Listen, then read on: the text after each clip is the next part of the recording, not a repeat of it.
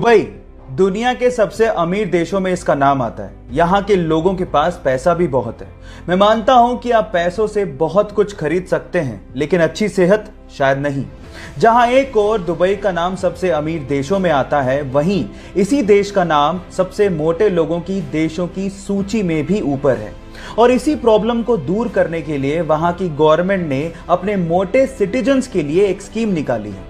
इस स्कीम के मुताबिक अगर कोई मोटा सिटीजन अपना 1 किलोग्राम वजन कम करता है तो गवर्नमेंट की तरफ से उसे 2 ग्राम सोना दिया जाता है। इससे अच्छा मोटिवेशन और क्या हो सकता है। आपको ये इंटरेस्टिंग फैक्ट जान के कैसा लगा, चैट सेक्शन में लिखना मत भूलिएगा। इसकी आपको बहुत ज्यादा उबासी आती है, ऑब्वियसली आती होगी, स्पेशली किसी बोरिंग काम में जैसे कि स्टडी या फिर किसी बोरिंग लेक्चर में उबासी को कंट्रोल कर पाना बेहद नामुमकिन है। लेकिन क्या आपको पता है कि जिस उबासी की वजह से आपने किसी ना किसी क्लास में डांट सुनी होगी, वही उबासी आपकी सेहत के लिए बहुत अच्छी होती है। जहां एक और मोबाइल का एक्सेस यूज आपके माइंड का टेम्परेचर बढ़ा देता है, वहीं उबासी आपके दिमाग को ठंडा रखती है। इसके अलावा उबासी आपके ब्रेन को ज्यादा तादाद में ऑक्सीजन को सप्लाई करने का भी काम करती है। इसलिए गाइज, उबासी लेते रहो, क्योंकि उबासी आपकी सेहत के लिए बहुत अच्छी है। ये इंटरेस्टिंग फैक्ट सुन के आपको कैसा लगा, चैट सेक्शन में लिखना मत भूलिएगा।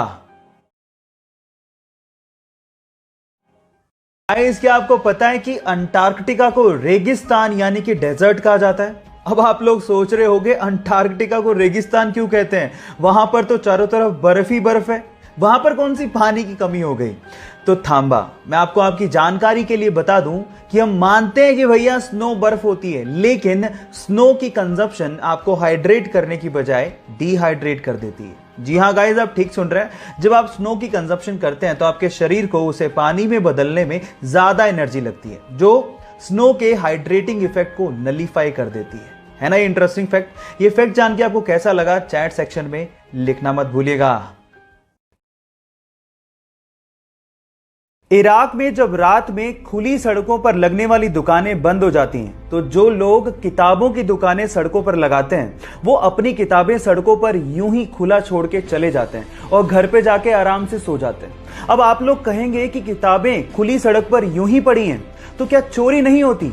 तो मैं आपको बता दूं कि इराक के लोगों का यह मानना है कि the reader does not steel and the thief does not read. मतलब अगर कोई जेंटलमैन होगा तो वो किताबों को कभी भी चोरी नहीं करता।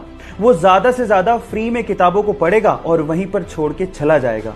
लेकिन चोर, वो तो कभी पढ़ता ही नहीं है।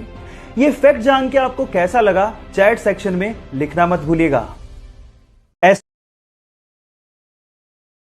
एस्ट्रोनॉट्स स्पेस सूट पहन के ही स्पेस में उतरते हैं, लेकिन अगर बिना स्पेस सूट पहने वो स्पेस में उतर जाएं तो क्या होगा, क्या आप जानते हैं?